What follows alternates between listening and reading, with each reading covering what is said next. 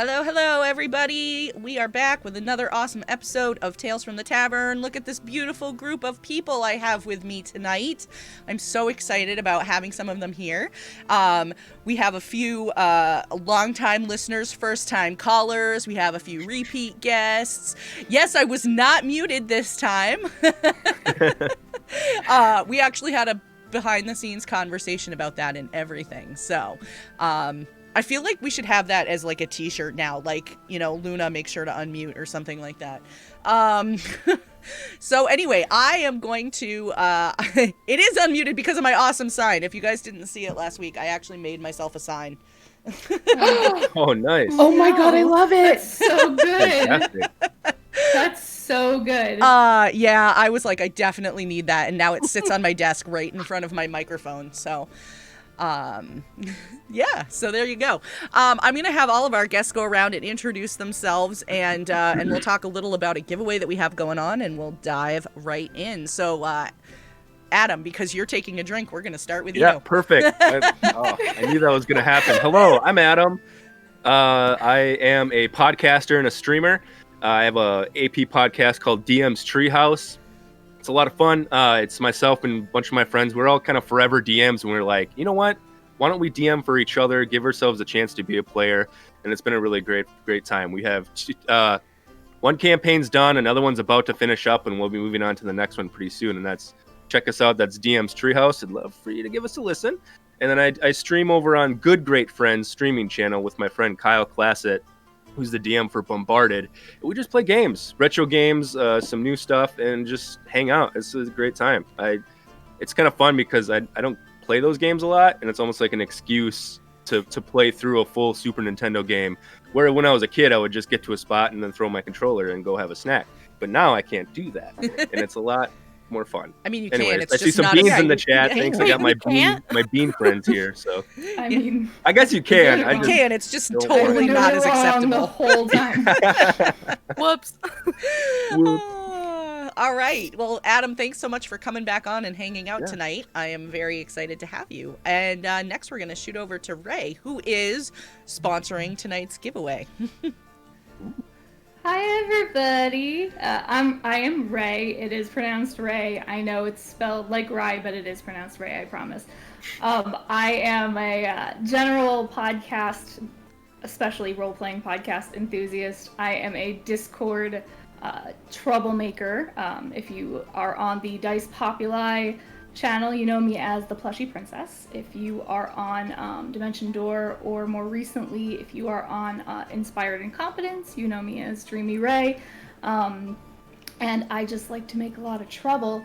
I am sponsoring tonight's giveaway. I make bracelets, and you can find me on Instagram as Dreamy Ray and see some of those bracelets. And I am also a children's book author, so I have one children's book out on Amazon right now that you can buy digitally, and I am hoping to have my second book, which is a small anthology of children's mythology stories that are based on people I've met on Discord. That's Out by the amazing. end of the year once it's illustrated. I love that so much. That's so cool. That is super cool. I really like that a lot. Well, thank you for being willing to come and hang out with us tonight. I am so excited to have you here and get to know you a little bit better. We lurk in the Dice Populi Discord together, but yeah. And Nekola, we're gonna go to you next because you just took a drink. Cool. And that's why I waited. I realized as soon as I picked it up, I said, I think I'm next. Yes. Hi, I'm Nekola the Druid on Twitter. You can find me a lot of places because I can't keep my hands out of things. One of them is on the current side campaign on Good Better Quest called Good Better Side Quest. I play a psychic named Raquel in an Offworlders campaign. I am also the support druid and personal assistant to the Backwater Bastards. I think I pointed the right direction. You did. And I am also the producer for an audio drama called the Sonova Project. Currently on hiatus while we redo our videos and things, and it's going to be amazing when it comes back. But yeah, and that's all I'm going to list, or we're going to be here for 3 hours. Well, I am glad that we finally were able to get you on this side of the camera. Ah! It's only a little bit nerve-wracking. You'll be fine. We have a great community here, and it'll be a lot of fun, I promise. Taylor, we're gonna go over to you next. I'm Taylor. I work with Nekola wherever she's at. I'm on the Backwater Bastards, where I play a human bear. We're a sci-fi improv story AP podcast where we are using our own game system called Orbital Refuse. If you want to know what a human bear is, you better stop by. I'm also on Twitter, like the thing in the chat says. Come be friends. I'm also an illustrator and, like 20 other things, like a problem. But yeah, that's where I live. And I'm super excited to be here with Nekola. It's like finally happening. And I'm excited to be here with you guys because this is the coolest place on the web. I am excited to have you back. This is awesome. So thank you for coming in and hanging out. And Stefon, we're going to go to you next. Oh, thank you very much. Hi, everyone. I'm Stefon. I'm part of ParadiceRPG, where I play in our Monday night streams Kieran, the Elven Cleric. So we do that every Monday night, 7 p.m. Eastern Time. And then I also run our One Shots in Paradise once a month, where I just have great people from the community coming in to play with us while I DM, and it's always a lot of fun. So yeah, that's you can find me anywhere at the Stefnator. I love it. I love that very much. Anywhere. Anywhere. Including Oh, your wow. basement. No, I'm kidding. No, it's Like dangerous down a there. Beetlejuice thing, like if you say it 3 times, you just kind of appear. I think that's how it works. How do you Yeah. think he got here? I mean, Right. that's how we got Fair, him in, yeah. fair. Yeah, okay. Pretty much. All right. So I promised you guys that I was going to ask this question beforehand. So I will stick to it, even though we've already gotten 2 questions. Actually, before we do that, first, let me remind everybody we do have a giveaway going on. Ray has a bracelet. If you are interested, if you want to see a picture of it, you can go here. And you can click a link and see a picture of the bracelet. But she has also said that you can pick a bracelet of your choice from her website if you would prefer a different one. Exclamation point ticket will get you entered into that. You can buy 1 ticket to enter, and we will draw the winner at the end of the stream. You do have to be present to win. So if you are not here, we will draw another winner if you are not able to stick around.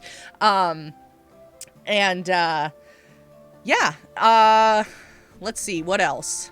I think that's about it. So, the question is, do your dice have to match? Yes.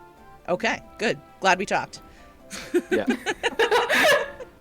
Now, I have a when you bit of say- a dice problem.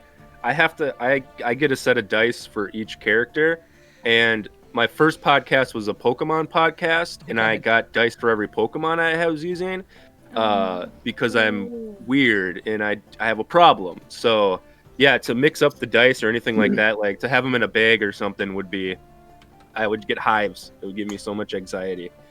But You mean a bag like this? yeah, Oh no! Okay. you want to separate those out, maybe? Right? I did just buy something that's sitting in an Amazon box that I haven't opened. It only came in yesterday to Is it actually the rat? organize it. Mine's a wall version I am actually of the getting rat Can I show you that. that? Now that you showed me You that, did. I'm a little itchy. I have a bag. I do have a bag. Very similar to that. But I have all my dice. That's Ooh. so cool. One of these? Oh wow! Do you see it? Oh, Oh, that's so Yes. good. I So, like that. I think I showed I'm this last big time. like You that. slide it out, and it's contained, and you get the whole set of dice. I love that so much. Anyways, I have a Oh, I have a forgot what I was problem. saying. I have a problem. Yeah, right? That's very Anyways, cool. sorry. I don't even match my socks. Why would I match my dice? That's different. Same. Okay, this is the thing though. You have to be nice to your dice. It's true. Because dice aren't going to be nice to you if you're not nice to your dice. I don't know if that's how dice work. Yeah? Why are they I do. still mean to me then? I don't know. Every time I buy one, it comes in a little container, and the containers are different, and they're all cool, and I can't throw anything away. So they're separated because of that. But like, I just like to get them all out and like put them together and look at them. Maybe they don't I like each actually other. have Wait, maybe they don't Taylor's like each other. dice on my desk because I forgot to mail them. Hey! Get those off to her. Maybe they'll do better for her than the ones she's currently using. It hasn't done that well for me. I'm kidding. I'm too afraid to use them because they're too pretty. They're just custom bastards dice that we got, and and I forgot to mail them. And It's okay. I love you. I love you. It's okay. I have a thing at the post office that I've been meaning to pick up for like 6 months now. So like, what can I say about it? What? I just got mine do have to match. Chat pretty well knows this, but I just got these from a Kickstarter that I backed. I'm trying to find a good angle to show them off. They're not guaranteed to be balanced, so they're really more just a showcase, but they are the Keyfish dice from Greenleaf Geeks Kickstarter. Oh, yeah. I don't know how well you can nice. see them. Like, I can't, my hand is in the way. But there's a little tiny goldfish inside of them. Oh, And they just did another Kickstarter for Purryhedrals, which are dice with little backed cats that. in them. Did you? Yeah, me too. So, I Showing off dice. This is probably hard to see. Definitely a set piece. I haven't even opened them yet, but they're bean dice. It's got beans in them. Oh my god! oh you my have the god, you bean have ones? those? So yeah, these are custom made from one of my friends. I tried to get the ones from Dice Buffet, I think it was, and I've a little bit of a bean brand going on, and I was like, I need those bean dice. 10 seconds sold out. I wasn't fast enough. Oh and my I was gosh. So mad. And then Oh my my friend made me goodness. some bean dice, but at least I got a set. I have all these dice that I've bought. I started buying dice every time I went to a different city. And then my sisters, for my birthday, bought me 2 sets of dice. One is like metallic dice, and then one is this scroll thing that unrolls and is a dice tray that you can just roll into, and then the dice are inside. And these dice are the best dice. Like, they roll so well, so now I use none of the other sets. Yeah. I always just use those 2 sets. And my sisters don't play any like RPG games at all, and they know nothing about dice. They were just like, these are pretty, and Rachel will like them. I mean, And that's so, not how most They people were pick out their right. dice. but I'm just saying, I was like, you Valid. guys always should buy me dice because these are fantastic. That's awesome. I love it. Yeah. I love it when the universe is nice like that. I gave away a set of dice that I owned. They were a set that I bought that were sort of like a gold, like they were flecked like with gold glitter on the inside, and I had bought them because I was playing a character that was a treasure hunter, and I hadn't played the character in a really, really long time. I mean, we're talking like several years at this point. And so a couple years ago, I mailed them to a friend of mine who didn't own any dice, was just getting into TTRPGs, and he lives in Holland, so not a huge TTRPG community there, so there was not like a good place to buy dice. So I mailed him these ones because yellow was his favorite color, and that year for Christmas I got blessed by the dice gods with a set of metal dice in a like a Secret Santa. So Oh. I was like, well, now I'm giving away all my dice if that's what's gonna happen. But there was a question that I saw somebody asking in chat, and I do just want to grab it because it's on topic. Let's see, where did it go? Somebody asked where they could buy dice because they have a student who really likes dice. And I'm like, there are so many places you could buy dice. So to piggyback off of that, what's your favorite place to buy dice from? Ooh. Oh. I like to. There's a local game store I like to go to. They do a lot of Chessex, I think is how you pronounce it. Yeah. I don't know. Yeah. Which is, I think that's totally fine dice. I like to support local, but if I'm looking for something else, hashtag not sponsored, but Die Hard Dice has always knocked it out of the park for me. I love that. And then Dice Envy, hashtag yes I am sponsored. You can get some there too. Use promo code Treehouse for 10% off. Anyways, but yeah, I try to shop local more than anything. There you go. it's fun. You get to see it and hold it and shake the little Yeah. plastic box. Check to Yeah, make sure like they're I- rated. mo- right. yeah. I said, like I always try to go to a place whenever now I go nowhere, so it doesn't matter. But when I was still traveling, anytime I was in like a new city, I would always try to find a local game store and get dice from whatever the local game store was. And then I would That's come cool. home and I put them in these little like pouches that I got from the dollar store. And I would label the pouch with the city, and then I would put them in this bag that I is bought so cool. That's a great secondhand that idea. was like this really ugly 80s purse, but made an awesome like treasure hunters looking bag, but was probably a really bad purse in the 80s. But now I apparently only get dice for presents, so I don't know where to buy them online because I've never had to. Go ahead. I like Hashtag spoiled. I like Die Hard dice and Heartbeat dice because I have to show off my gay dice. Yeah, Love those are Heartbeat nice. dice. Heartbeat dice makes really Heartbeat. nice ones. Heartbeat that does down. this. Well, that one's harder to see. But also Kraken Dice. Yep. Who, hashtag sponsored a charity event that I just helped out with. So Kraken Dice is also really good. Yeah, Kraken dice is great. If I'm looking for something just like artsy dice, Etsy is great. I mean, like you can literally just put in like polyhedral dice or dice and umpteen gazillion sellers will come up. The Stormforged dice from Die Hard, those are great, Nick. I just saw that in My chat. favorite. Ooh. Those are really nice. These are the coolest dice ever. I'm sorry, these are my favorite dice ever. The Stormforged. Yeah. Really nice. So, probably about a little over a year ago, I actually got to have Jake Stormone on this stream. He is the guy that designed them. And I was like, this is so cool. And we got to give a set away, and it was really, really fun. And I loved it every second of it. So I'm trying to get him back. But he's also an actor, and so I think he's stuck overseas, like filming right now. So, yeah, that's not going to work.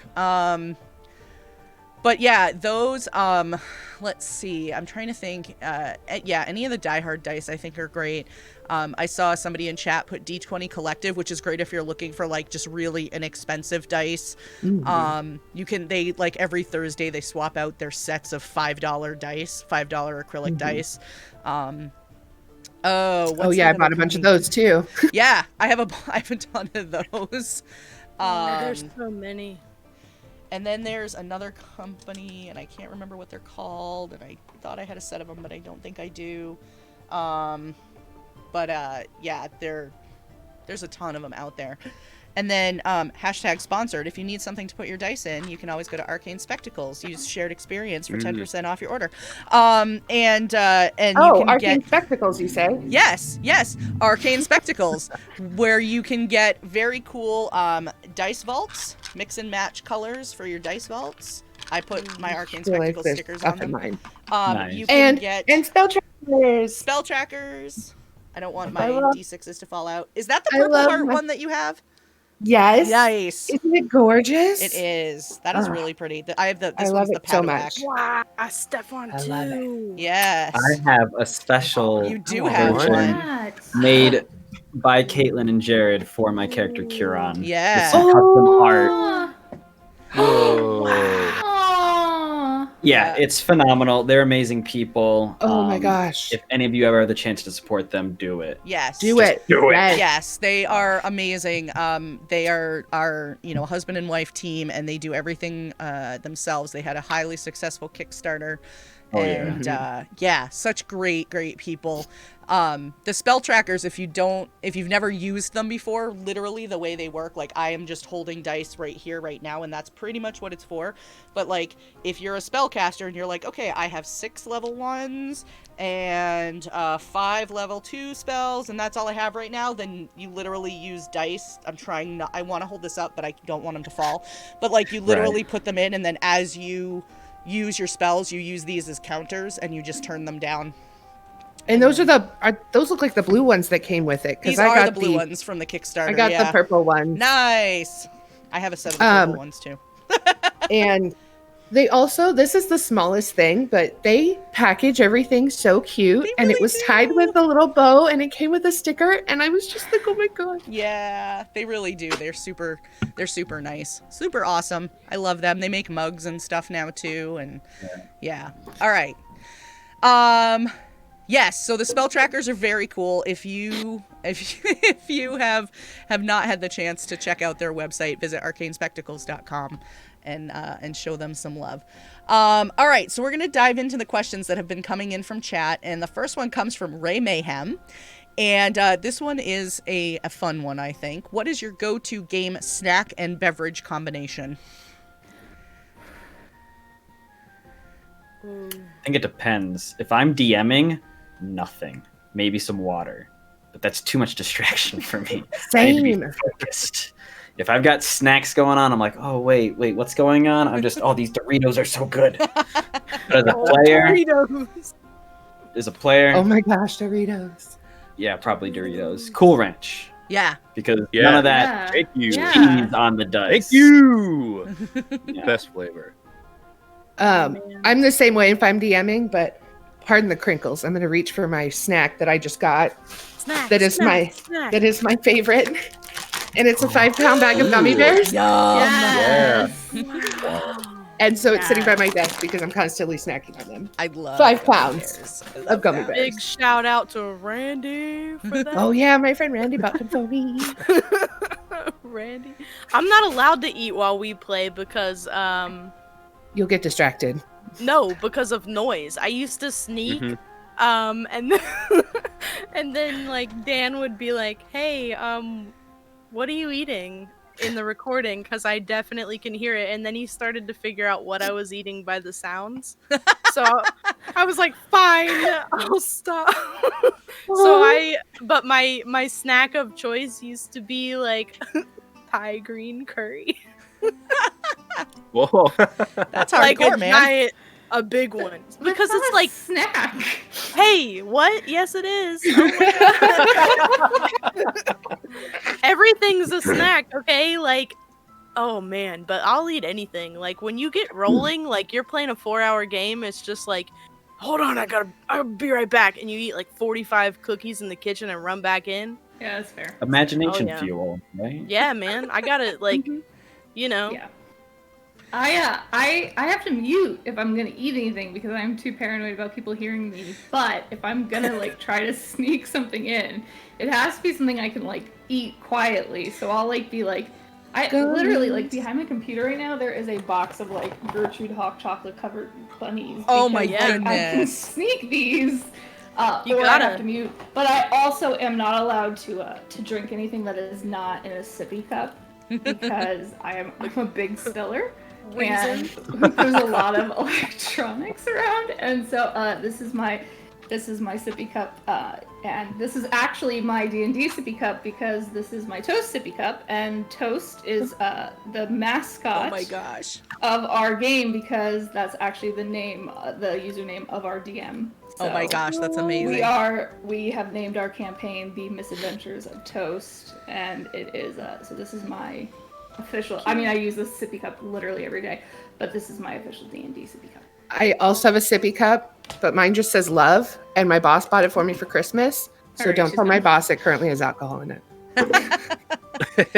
This Let's is hope your boss isn't watching. This is my sippy cup. It's the only, well, not only, but I only ever use this for water because, you know, it's like, you know, silicone straw and all that stuff that you don't want to have to clean too much. Amen. Plus, I can put all my cool stickers on it, like, you know, my fish dye and, you know, my shared Stickers. experience one, and that one's Dang, from I my love a channel. sticker. Right? I am all over stickers. I bought myself a Cricut for my birthday, which is one of those machines that cut things out so I could make my own stickers. That's how I made my So little I You're on Mute sign. literally, That's not even joking. Right now, if I open my drawer, just piles and piles of Nice. stickers waiting to go on things. Yes. I love I've it. been wanting to buy one, but then I know that I'll never do anything else in my life. That's No, a you fact. I just Oh, right. literally like while I'm like working, I'm also cutting out stickers. Yeah. This is my dad's birthday card. I literally just made it yesterday on my Cricut. So. Oh, it's so cute. Hey, that's really cool. So yeah, all right. Anybody else? I don't typically eat while we play just because I'm always on stream.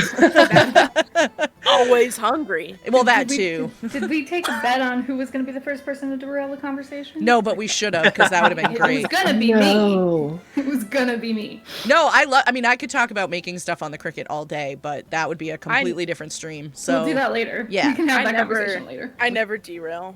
No, never. Oh Never. my goodness. We have a whole Patreon tier about you derailing things. What are you talking about? Allison wanted to know what my NASA sticker was. It's actually Mando. Mando. No. Yeah. Oh, I love that.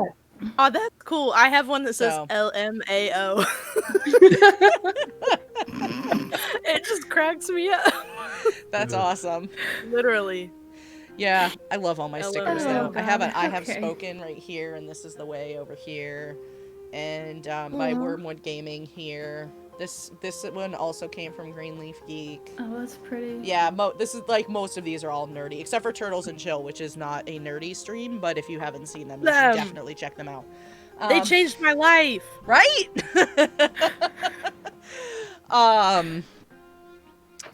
Yeah, quiet foods are what I usually eat when we're streaming, but normally I try not to stream because I just don't like to be like chewing into my microphone. So, and this is it looks like water. It's definitely a gin and tonic. Woohoo! Yes. Rum and pineapple juice. Nice. Ooh. Tea, because I'm sick. Yeah, I like that mug though. Water, because Oh, yeah. Right? I know That that is a is cool mug. Sippy cups for water and for other things. Like I can't mix my water sippy cups with my Right. other sippy cups. Yeah. Lord shoot. Because then my water sippy cups will. Okay, listen, it's a crazy person thing. No, you're totally on.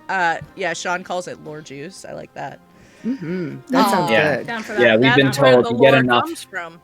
You get enough into Sean, and he'll start talking all about his world.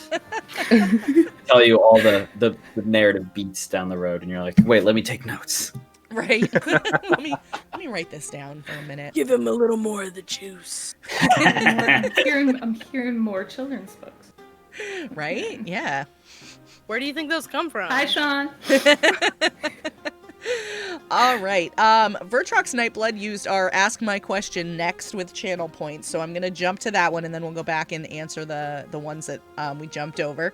The question is, what is an inside joke from a game you run or play in, and the story behind it? Okay, he asks this question every week, and now I have a chance. Yes. Vertrox, which one do you want me to say? And now everybody else can continue while we wait, because he's got 7,000 of them. He's one of my players. I love it. So this question was for you. No, because he asks us every time, and the guests always come up with the craziest things, and I love it, and I want to hear everybody else's. So please, tell me. Well, chat's literally saying Evie's aim. Evie is my character in our Wednesday night game, and for whatever reason, she's a ranger. Literally, her profession is a hunter, and she cannot shoot anything with a bow. Like, daggers, totally fine. Like, she'll crit with daggers like it's nobody's business. You give that girl a bow, she cannot hit. And it's totally not the bow's fault. Like, it's just the dice. The fates will not allow it. No, they won't. Yeah, Hey, Sean Joe's just family. Did any of you make it here? Does anybody remember any jokes? the DM from Paradise, Sean just posted. We had one mostly oats. We like to force our DM to tell us about the food that are at taverns, and a lot of times in medieval taverns you're gonna have porridge. But what's in the porridge, Sean? It's mostly it's mostly oats. And that was that. I love that.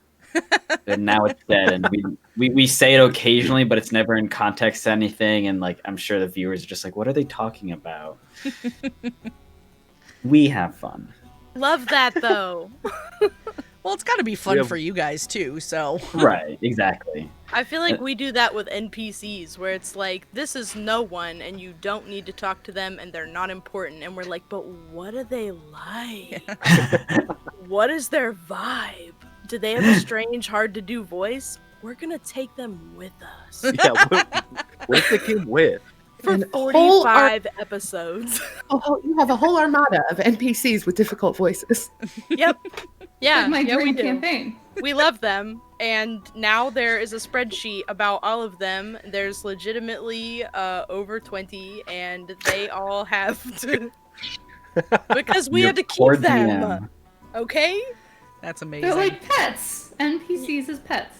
We really like them now. We're extremely attached. The entire plot has changed. The power of the saving- player. Kind of did. We're saving their planet right now, okay? Like, it's a whole thing. I did think of an inside joke, but I don't know how to tell it in a PG-13 manner. That's okay. If you have to stretch out of it a little, that's all right. So okay, Because so now we what need I to need, know. what I need Yes. to explain, what I need to explain is that I have night terrors, which are awful. And when you have night terrors, you think things are really happening. So sometimes in the moment, you don't realize like that the things that are happening are A, ridiculous, or B, that like you are going to like once you process them, there are things you've missed that are probably like indications that this was not real. I had this night terror that one of my really good friends had turned into a dragon, but I didn't know, and so I shot him with an arrow, and his top half turned back into my friend, but the bottom half stayed dragon. And I'm like trying to revive him in the dream, and I'm just feeling awful because I think I've killed my best friend, right? But so I'm telling this to my D&D campaign as we're starting, like when we're doing our planning session. But I didn't get to the part about A, having night terrors, or B, about like why this was substantial. All I really got out was that he had dragon anatomy, and It happens. apparently there are things Yes. on Reddit that I was not aware of. Dragons, cars. Anyone ever heard of the subreddit? Ooh. Yeah, when you have a draconic bloodline, you know, when you level up. There's a lot of things apparently on Reddit that I didn't want to know about, but there are Mood. things on Reddit that you can you don't purchase them off Oh, Reddit, yes. but, that are dragon themed Oh Yeah. yeah. that I was not familiar with, but everyone else in my D&D group now is. And when I was also telling my husband this story, he went, "Oh yeah," and then named it, and I went, "Who are you? Where am I?" And so yeah, Forever. that was how we started our D&D campaign. Good note wow. to start on. Oh my goodness, I love that. So Vertrox came back and said the books, but then he changed his mind, and I told him it's too late. So I have Just to talk like a about the DM. books. Yep. No. One chance, one shot, one opportunity. Spaghetti. Do not throw away your shot. No, I am Exactly. not sponsored by these dragon-themed creators. I anyone. want to be. Opportunity. Sponsor me. I will. When Sponsored opportunity bastard. knocks. Maybe we can. Yeah. If you're out Exactly. there, I'm so sorry. Keep going, please. dragon people, we'll take that sponsorship. Okay. So, anyways, Oh, my God. producer marketing brain went nuts for a second. There's a sponsorship to acquire? There's money in dragon. There really is. Anyways, so Vertrox's character in my campaign is a dwarf named Baldbeard because he can't grow a beard, and he's an idiot. He's an adorable, lovable idiot, but he's an idiot. So we were in this city where they had found these cursed gems that turned out to have people's souls trapped in them. Well, our wizard went to the library to go research these souls, but we were having to like do it by beats because there was also a curse that made people want to steal these, so people kept coming up. So the barbarian went with to sit in the library to make sure that they didn't get hurt. But then the barbarian gets bored and is like, I want some books. And so our wizard goes, can you even read? Do you want some like pop-up books or something? And he's like, yeah, I want some pop-up children's books. And in my head, I'm going, what? So any of you who are NADPOD fans, I introduced Ulfgar Goes Punch to my campaign. And I was like, yeah, you're able to find these Ulfgar. So now Bertrox, who's never listened to NADPOD, is obsessed. Every city they go, he's acquired 6 of them from all these different libraries. Except he doesn't understand that he has to return them to libraries. So in my DM notes, I have which ones he's gotten from which libraries, because they're going to come after him at some point. Because Nice. And so he's like, anytime there's downtime, he's like, do you want to look at the book that I have? It's called Ulfgar Goes Punch. And it's so cool because it's about a guy named Ulfgar and he goes punch. And it is just this long running thing in our campaign now that he's obsessed with picture books because that's all he can read. The other thing he wants me to talk about is the doors, but it's too late now. I don't want to talk about them. We have one in DMs Treehouse. We have a couple, but there's one that I'm just so embarrassed about because it's my fault and it's suit stink, and that's like the main thing. Because we are playing in a mask campaign, which is a teen superhero thing, and we get like superhero suits. And I just mentioned something about suit stink, and then they just took it and ran, and they just bring it up all the time. Cameron, I know you're in here, buddy. Anyways, so suit stink Sounds comes like up something way that too often. definitely shouldn't be allowed to fade. No. Despite my best efforts, it's not That's my fading heart at all. feeling. Yeah. So suit stink. In real life as well. If you really were like a superhero, imagine. Yeah, that's what I was saying. Yeah. You would struggle with that. You'd probably have Yeah. a lot of weird Yeah. problems. Like, Mhm. never mind. This is not the place. But I mean, super skin doesn't chafe, so I guess that's not an issue. Bat That's Duck in true. chat I just mean- wrote hashtag wash your suit. wash your suit, though. Wash your suit. Soak it in vinegar or whatever you gotta do. Oh, this- Something. I don't know. Smelling I don't know. something. Another bad smell. Collect them all. It's like Pokemon. Oh. Oh my gosh. Okay. Did everybody get to answer that? I think so. All right, so let's see. Lord Richter 17. What is your favorite obscure or old school tabletop game? That's a great question. I didn't start playing until D&D 3.5, so at that point, like, I had missed a lot of the older stuff. I am really into the Star Wars system, Genesis system by Mhm. Fantasy Flights. And as a DM, I wanted like source material to go through. So I went to the old D6 version that they made in the 80s. I forget who it was made by and what the system's like technically called. But I ended up kind of quasi learning it as I was reading through like, like lore things for, stormtroopers or I don't know, whatever. But like I technically learned part of that and it was interesting, but it was very crunchy with just a D6 to use. And it was like, I can see why things have changed. That's fair.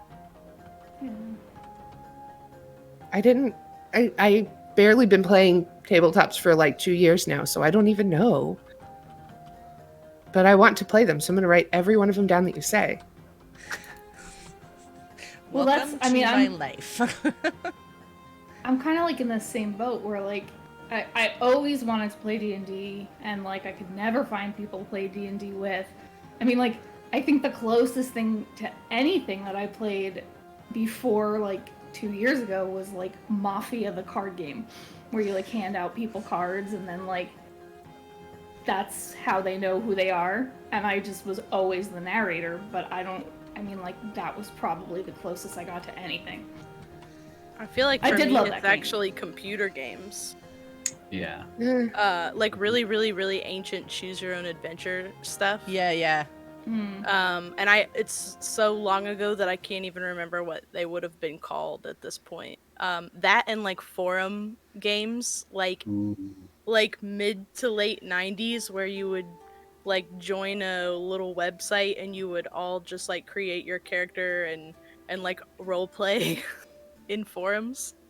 And Oh you would, yeah, I like, used to do that too. and you would spend so much time like changing your like font and making sure that you had the like the good tags and like a good like little like combination of symbols to like bracket your signature so that you had a whole aesthetic. Obviously I've just upped how cool I am by a lot. Totally. So I'm gonna stop there, but I've been doing that since I had a computer, so woo! Because I didn't have enough friends.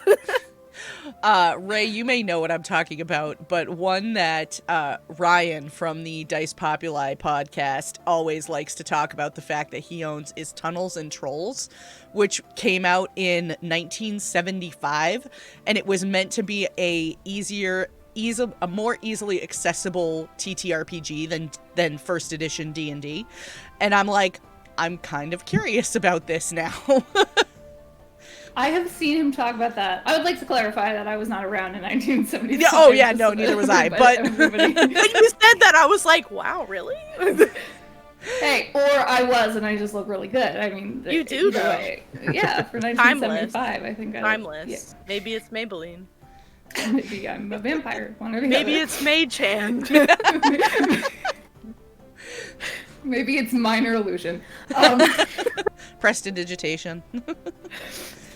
But yeah, no, I mean, there's a lot of things that Ryan posts constantly, and I'm just like, I'm broke, I'm broke, I'm broke, I'm broke, I'm broke, because it's just like every book, and I'm like, okay. But every now and then, I found a rare used book website, and every now and then I will find like these. I think I posted a picture of the last one that I bought. I will find like these books, and I found this like rare Dungeons and Dragons user manual, and it was like I looked it up on eBay. It's worth a lot more than what I paid for it. But it's not in great shape. But like I don't really care because now I can read it the way I want to read it without feeling guilty about it. Because I'm just like I just want to know everything. Yeah. Ryan's collection is pretty insane. In grad school, so broke. In grad school, so broke. Just all the time. All right, so let's see. Scry Society would like to know, what is your favorite house rule or alternate rule that you or your group has used in the past?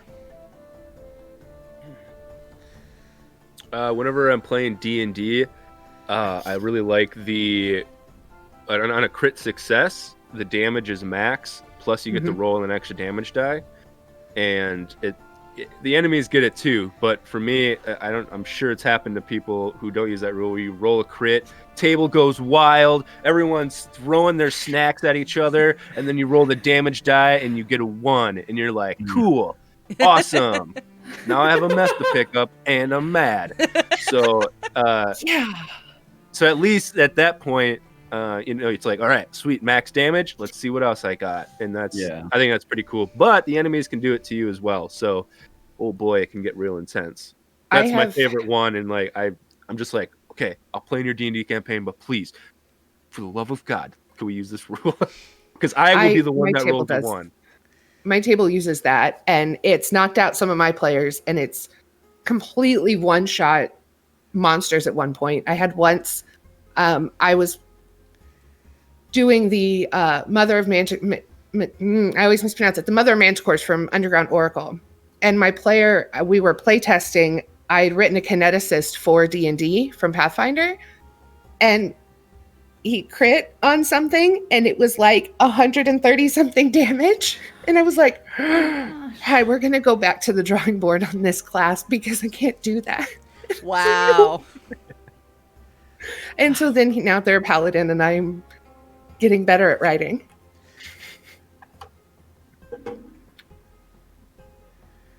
Trying to think.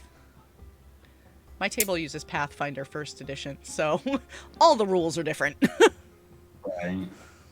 I mean, I trying to love think that what other the rules they crit use. one. Like, I definitely agree. Like, crits should be in rules as written. You get that one full damage dice because everyone knows the dice will try to, screw you over if they have the chance. Those pesky little. Every time. Be nice to your dice. No, I'm telling you. how dare they? I have so many table rules, and now I can't think of any of them. Yeah, right.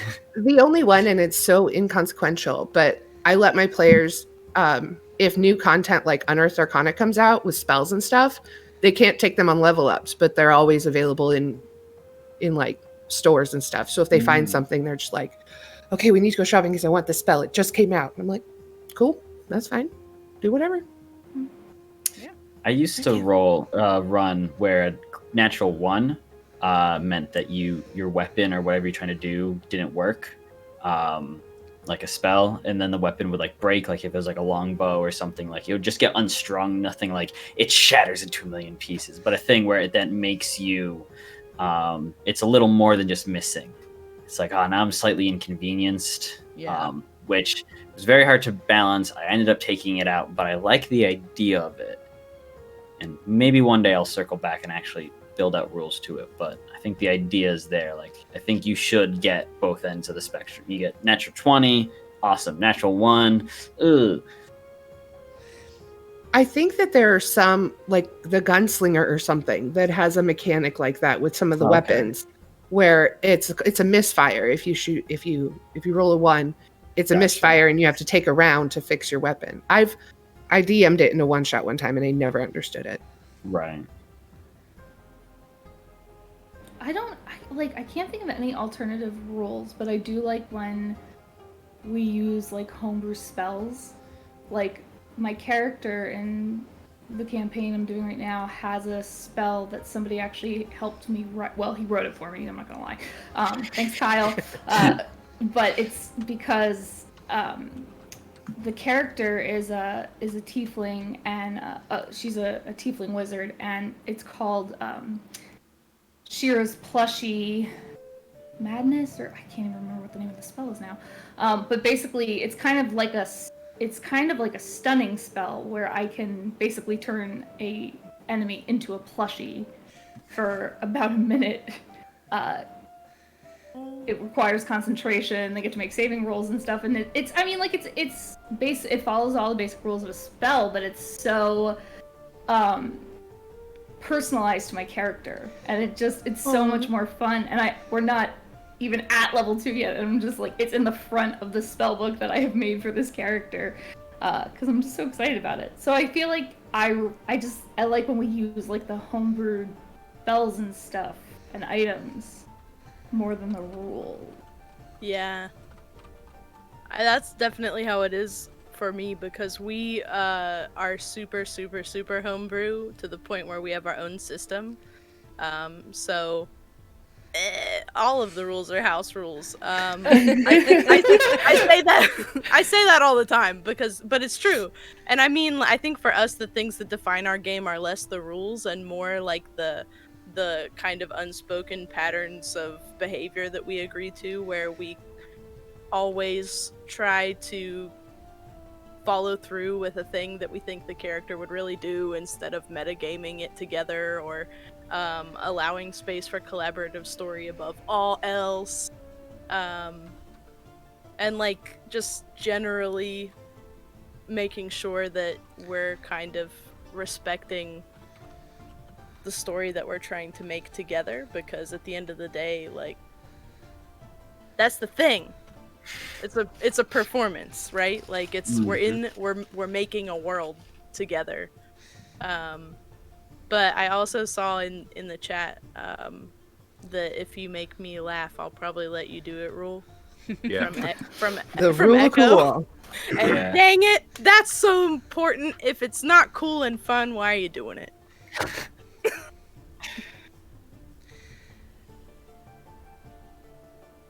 Yeah, I still got nothing. I'm trying to think of something, and I'm like, I'm sure we have some, but they're not like, I can't think of any.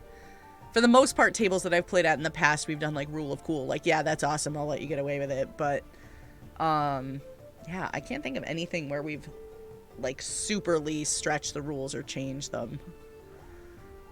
But, yeah, I don't know. All right, let's see. Jim the Dim would like to know, what is your favorite character quirk?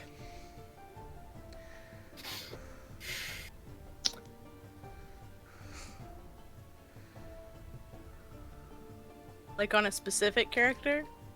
Or like on myself? Yes. Yeah, okay.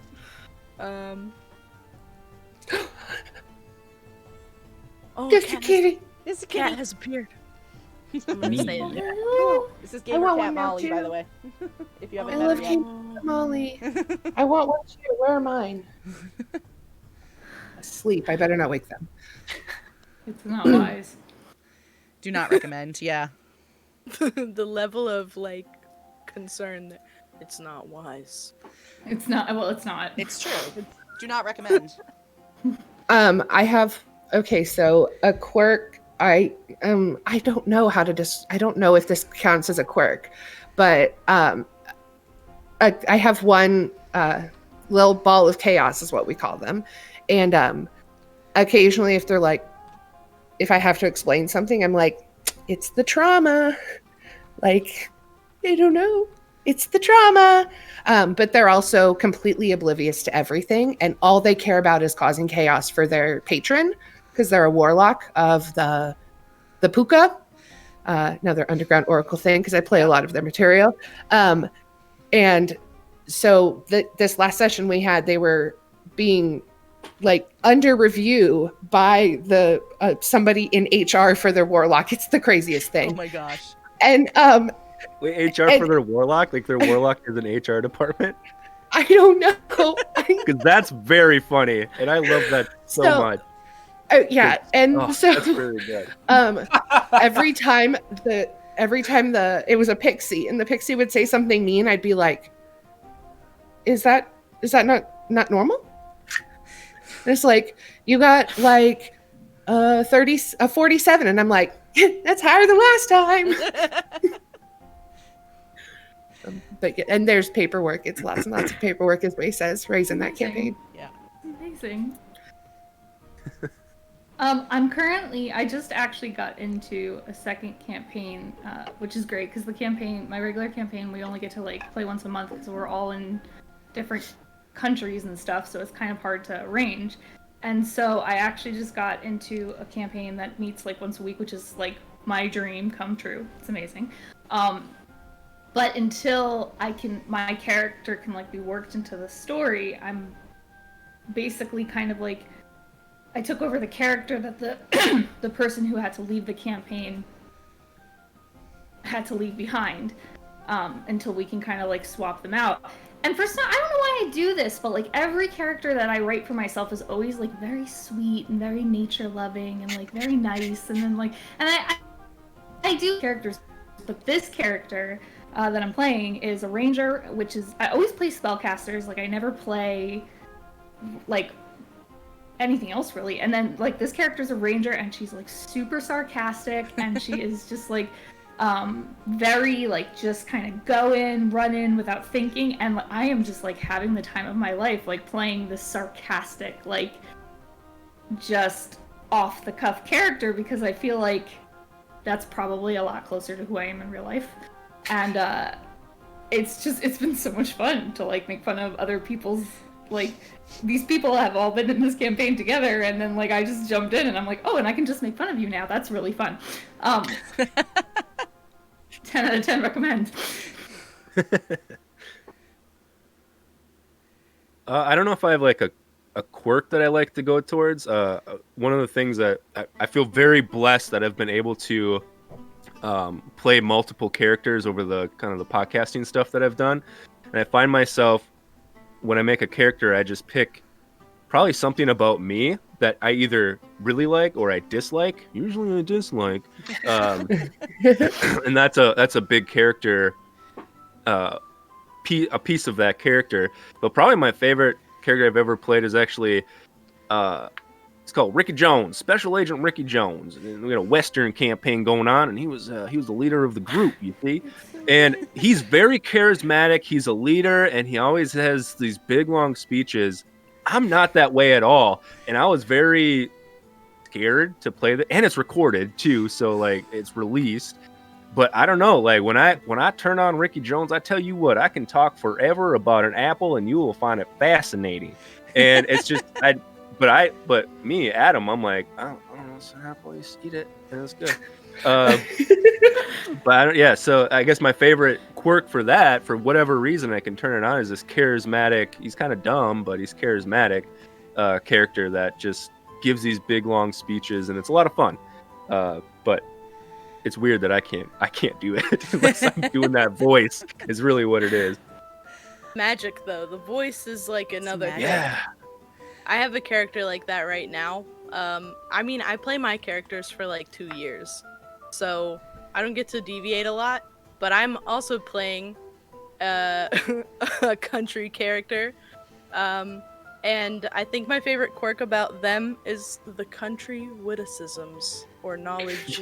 I was gonna say, if you couldn't think of anything, I was gonna talk about Cleoisms because they are the best in the There's world. so many. Hands They just down. come out like, if I was another inch taller, I'd be round, like, and they just keep coming forever, and it never stops. I don't know what it is about that voice, but like I can talk for 100 years like that, which is not different from my regular self.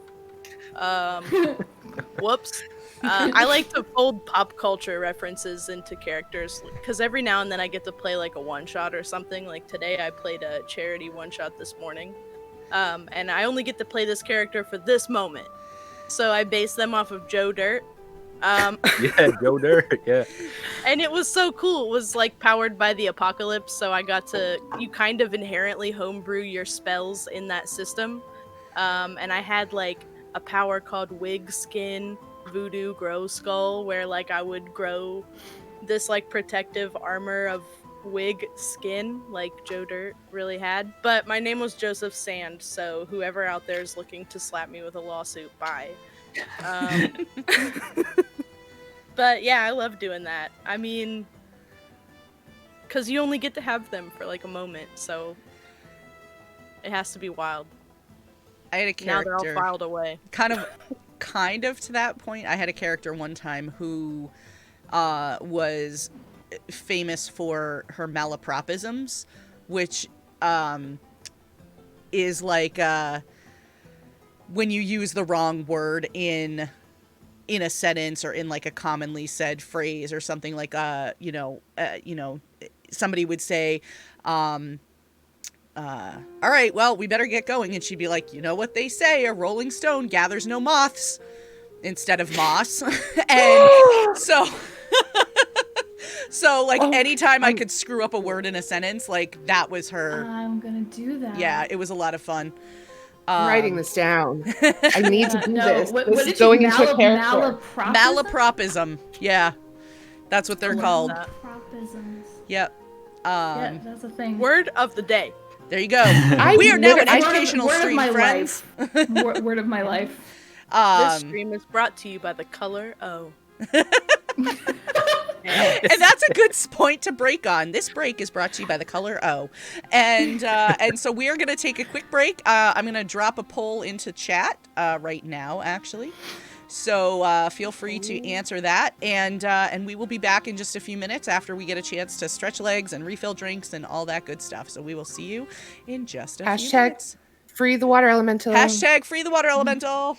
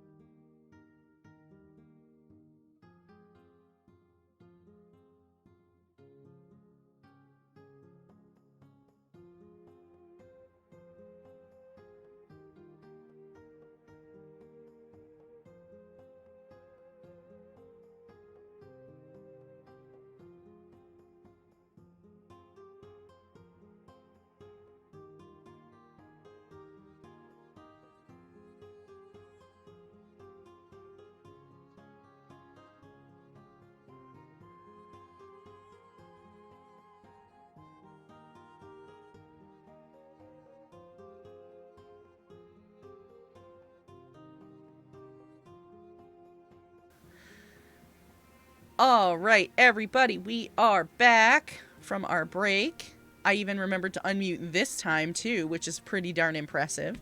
And, yeah, so we have a few more questions. Let's see, the poll looks like it's still going. Got another couple of minutes on the poll. So, right now, Gummy Candy / Twizzlers is in the lead with 10 votes, followed by Other at 4, Cookies at 3, Chips, Pretzels / Nuts also at 3, now at 4, and Chocolate at 1. So somebody is dumping either bits or channel points into the voting, I'm guessing, which is okay. So welcome if you joined us during the break. We are just coming back from break. We've got another hour roughly of conversation. And we also have a giveaway going for a bracelet from Ray that she has made. So exclamation point ticket if you haven't had the chance to enter yet, and that will get you entered. We're going to draw the winner right before the end of the stream, and you do need to be here to win, so stick around. And we're going to dive right back into the questions. So the next question that we have actually comes from DMs Treehouse. And the question is, does anyone here have experience with D100 systems? No. I actually do. Why is my podcast asking that question? Do they know something I don't? I don't know. Uh-oh. They might. Dun, dun, dun. Surprise. But I want to. I've played Kinda wanna hear Zweihander more. once, and that was somebody definitely dumped some channel points into there. Oh, dang. Let's see. So Chips, Pretzels, Nuts ended up winning at 17, followed by Gummy Candy and Twizzlers at 12, Other at 4, Cookies at 3, and Chocolate at 1. My answer is yes. Mm-hmm. I was like, what do I want to eat? That's what I'm putting in the poll. So. Mm-hmm. Okay, but yes, the question is, D100 systems, have you ever played them? My answer is I've played Zweihander once or twice, and that is a D100 system. What are some other ones, chat? Let's go. Yeah, chat, list off some D100 Have my systems. notebook ready. Chat, let's freaking go! Get on it, chat. Oh, We you're gotta do waiting some around. research. Doing? Because, I don't know. Chat. Who is this chat? Seems the Googling chat it. is currently Let's Is that see. like I'm gonna Chad? to the interwebs. Chat is like M&M's. Yeah. Is that a D100 The system? chat is currently I wanna busy play talking that. about snacks. I would like to See. play Someone a said D100 Star system. Frontier, so I wrote it down. Okay. I'm gonna write that down too. Let's see. Oh, there's I a. was gonna say, can Roll I see a Master? copy of your notes? Oh, at the I end of remember this? Rollmaster. Yes. Yeah, Thank right? you. Nekola, hook us up. Okay. Because I can't. I I will. don't think I can write. I have like there's paper all Pendragon. over. I can't reach it. Pendragon. This thing on my shoulder. GURPS? I'm gonna play that. I don't even care. I didn't know GURPS was a D100 GURPS is a system. D100? I didn't know that. I think We're it's a not D20. sure. We're not Oh, sure. is it 20? Okay. 40K Rogue Trader. Do I need to write that one down? I should. Yeah. Let's see. From the basic role-playing family, Marathis, RuneQuest. I'm looking at a subreddit now. Magic World, Careful. Pendragon, Open Quest, Legend. I can't write that fast. So Uh, screenshot that. I will keep it open and I will send you the link later. The Big Gold Book? That sounds Is that a kind of game? radical. I don't The know. big gold is the big It gold better book be, a because game? I want to play it. Let's see. Can make a hell of a fantasy book on its own. It contains most but not quite all of the mechanics of Magic World and throws in all the options, rules, and goodies appropriate for different eras, genres, settings, giving you the option of creating cross-time, parallel world games, or Rift-style everything you can imagine kitchen sink games. My brain just exploded. Yeah, That's pretty what much a big gold exactly book like is. that. I need that. I Oh my need God. that. Want it. Yeah. Wants it. College student broke. College student broke. I College student. know, broke. right? I'll find Hey. it. I'm gonna play that. We will play that. That sounds amazing. All right, bye everyone. We've got to. Yeah, we've got stuff to do. Stream's over. Bye. We need to. Bye. I need We're to going shop. we're going to find the big gold book. We're going on an adventure to find the big gold book. Oh my God, I Um, like that. I like that. That would be fun. Yeah, I'm gonna be Jason up C. for a Art. lot of I hours played now. Classic Traveler. Oh, okay. Is that an answer to that question? I'm not sure. Oh, It is Yachts. now. That's right. Yachts was making a custom D100 game. I remember that. Okay. I went on the interwebs and instantly got an ad. So that's sad. Thanks. The Web? internet is like, Thanks, internet. stop it. Whatever. What do you know? All right. Well, that was a good question, and now this will be a learning point for all of us.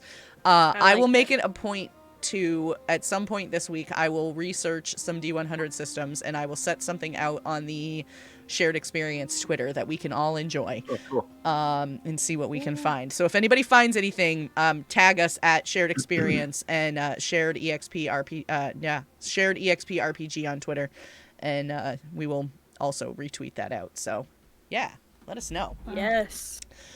All right, Zeal Zaddy would like to know, was there a moment when you realized you were comfortable playing or DMing, and what was the catalyst for that moment? No. No. No. I have been playing. Okay, so I've been playing D&D for like 2 years. I am DMing for the first time, actually, in 2 weeks. Hopefully, none of those people who are playing in 2 weeks are listening. I'm DMing actually a one-shot that I wrote, which is gonna just be great, based on Alice in Wonderland. Oh, cool. And I am Believe in you. super excited about it. I really want it to go well. I did make somebody else. Oh, hi, Zed. Zed is definitely playing in that game in 2 weeks. But it's gonna be great. I'm not worried about it. Because even if I'd been a really experienced DM, they were just gonna have a really good time. Just making me rethink everything I'd ever thought about. But yeah, I am totally not comfortable playing any of these games, and I think that's what makes it really fun for me. Because if I felt like I was super comfortable with the rules, or even with like what I was doing, I would not enjoy it as much. I feel like that ambiguity of like, well, I don't really know what I'm doing, but I know enough, and we're just gonna go for it. And what's the worst that could happen?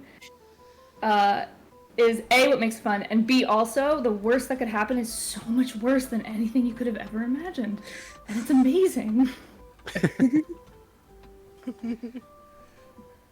I've been DMing for a year now, and I still am not like up until like 5 minutes into the session. I'm like, I can't do this. I'm the worst DM in the world. Like, why the hell do you keep coming back every week? Like, this is. And by the end of the session, I'm fine. And then the next morning, I wake up and I'm like, I can't DM. But apparently, that's normal.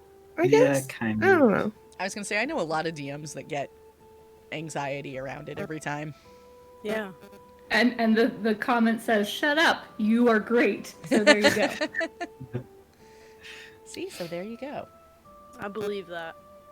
I don't know. I think that, like, I've been playing this type of tabletop game, I guess, for a few years, for 3 and change years now.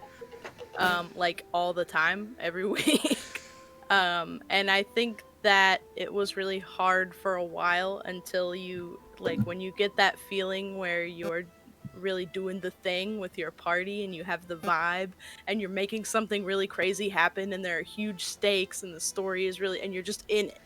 And that's, I think, the moment that sells it, whether you actually feel like you can do the thing or not. It just, the point of it is that you might not be able to do the thing. And it took us like a long time to kind of learn that really good story comes out of bad stats and bad rolls and screw ups and mistakes.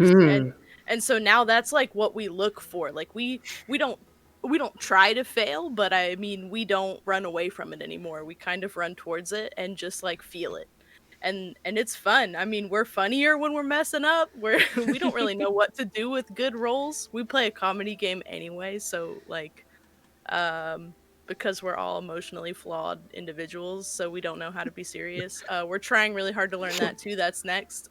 But I don't know, it's scary to leave your party, right? Like this month I've been playing for a while, and this month I played like 12 charity streams, and it was kind of like the ultimate beat grinder for like, look, can you do it or not? And I feel pretty good now that I've survived like 12 of these things with a lot of people that I've never played with, and I've had to learn like 7 game systems this month. Oh wow. This last month, actually. It's a different month now. I don't know what year we're in. You know that and one. I mean, like, you have gone hard in the sauce in saying yes to going on stream. But like straight up, I still have these moments where I'm like, I don't know what's going on. I don't know why I'm here. I can't do anything. I'm a tiny shrimp. And like, I was just talking to Randy right before this, and Randy was like, "You're not a shrimp, man." And I was like, "Wait, what?" There's a chance that I might be like something bigger than a shrimp, like a lobster, but I don't know. I think that's the secret, right? Like nobody feels like they can do it all the time, and like you have to be there for your people, and you have to be there for the people you don't know yet, because like you can get with people and make stuff, and it is the coolest feeling in the world, and the rest of it is terrifying. That was so inspiring that I am changing the mad plushie back to a happy plushie and putting it on the other shoulder. It's scary to make stuff, man. Trying. Our brains are now weird. I want to play a shrimp. Yeah. Can I play a shrimp? A fried one, though. Ooh, okay. I don't know why that was relevant, but it really seemed important at the time. I'm writing that down. Little notepad. For the next Bastards charity stream. No, I'm kidding. I think I had a moment that made me more comfortable. I still get hesitant when I go into like new games and things, but the second character I ever played, I was writing up everything. It was a Firbolg druid, and I was like, I need a name. Like, I don't want a regular name. Oh my gosh, I'm gonna name them Leaf. And then I was like, why am I gonna name them Leaf? And then I came up with the story that the reason they were named Leaf is because when they first left the forest and came out and didn't speak that much common, everybody kept saying Leaf, Leaf. And they thought that was their name. And it cracks me up so much. And I was like, maybe I can do this RPG thing. But everybody always goes, oh, that's so sad. And I'm like, yeah, it is, isn't it? It's hilarious. Sweet. That's why her name is Leaf, because everyone said Leaf, Leaf. I love it. I feel like I got okay at DM. I am not good at DMing yet, and I never will be, because I feel like once you think you're really good at something, you stop learning. That's been a life philosophy for myself. Ooh. So I tried really hard not to get that headspace. But I felt a little bit more comfortable when I went into sessions without a lot planned, because as any DM will know, the second you put down plans is the second your players just toss them out the window. And that can be a stressful thing, but if you go in without plans and a little bit of skill and improv, you can really make some awesome things happen. And, you know, I think other than that, I mean, Taylor really summed it up really well. I feel the very same way, you know, playing a lot of stuff, and it's just like that. You just did a really good job saying, good job, Taylor. That was a really great explanation. Don't have much more to add than that. Yeah, I mean, I have like a antidote to that. It's like the same kind of thing where it's like, I was my first time DMing, not my first game, but like my first campaign, DMing for some friends. We're all new to D&D. Lost Minds of Phandelver. For those familiar, at one point you're in the town and there's the red brand ruffians that are roughing up town, and the players fought them and killed them. And then they were just going to be like, all right, we're going to go off and do other things. And I was like, well, like, you know, part of what the module says is like, oh no, like encourage the players to like go through that kind of arc or whatever. So I had the mayor come up and be like, you just killed the ruffians. Like they're gonna like bring retribution on the town. Like you guys got to do something. You got to do something now. And they were like, nah, we're good. And I was like, all right, this mayor's not just gonna give up. He's like, no, guys, like seriously, like I appreciate all the help you've done, but like this is gonna be a problem. And if you're out adventuring for the next few days, like we're gonna bear the brunt of it. Like, please, can you stay and help? And one of the players was, you know, again, was like, wait, this is D&D. I can do whatever I want. So he pulled out his crossbow and shot the mayor in the arm. And like in that moment, I was like, what do I do? What do I do? What do I do? And I was like, I can't have him kill this, mayor, because that'll just derail everything. So, but he rolled to hit, and he rolled like an 18, and I was like, oh yeah, you hit him. Roll damage. He rolled kind of low, so I was like, okay, you hit him in the arm. And now they've got the angry mob coming for them. Like people outside their shop are like, wait, what's going on? Wait, they're attacking the mayor? And just being able to like handle that as a new DM, a few weeks, maybe months in afterwards, and my players being like, that was awesome. Like that was so much fun. Like that felt real, but still not like over the top. And I was like, oh, thank you. And that's when I was like, okay, maybe I can do this. But I think every DM kind of has, if you like really think about it, that one moment where you were able to kind of like what Adam was saying, improv that. No plans written, something happens and you respond, and it is the right response, or it elicits more fun, I guess. Yeah. The vibe. The vibe. The vibe. I mean, I can vouch for the fact I've only played a one-shot with you, Stefan, but it was pretty darn fun, so... Thank you, yes.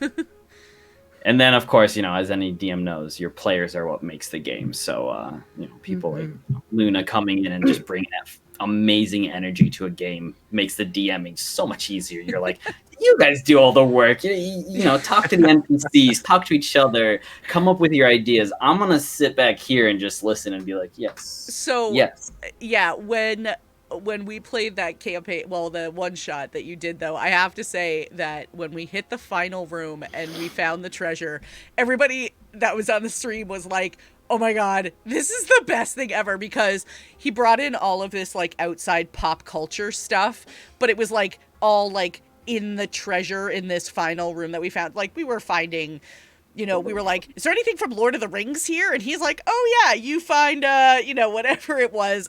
We were finding like lightsabers and all kinds of really fun stuff like that. Yeah, Pokeball. Jacob on the stream was obsessed. Elementals being summoned from Pokeballs. Yeah. Oh my god, it was so funny. So yeah, that was good. I liked that. I'm glad. It was, yes. It's always a pleasure.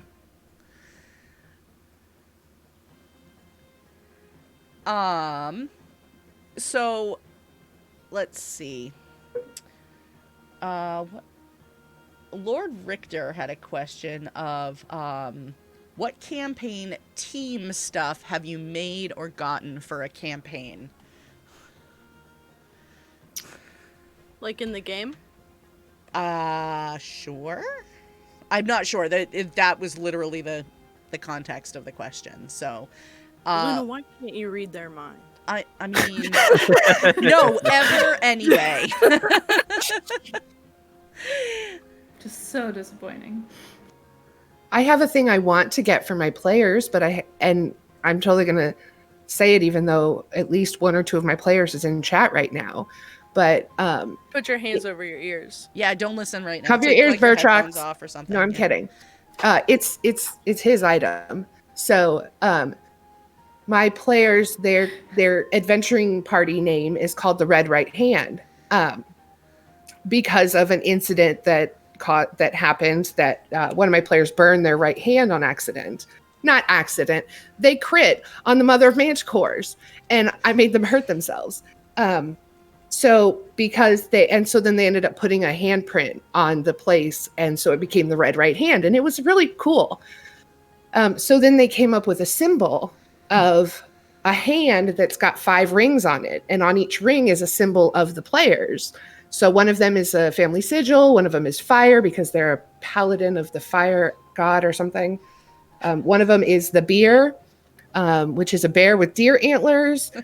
And then we just have 2 new players, so they haven't designed theirs yet. So one of the things they did was Vertrox in one of the towns bought everybody gloves. One has black and one has red.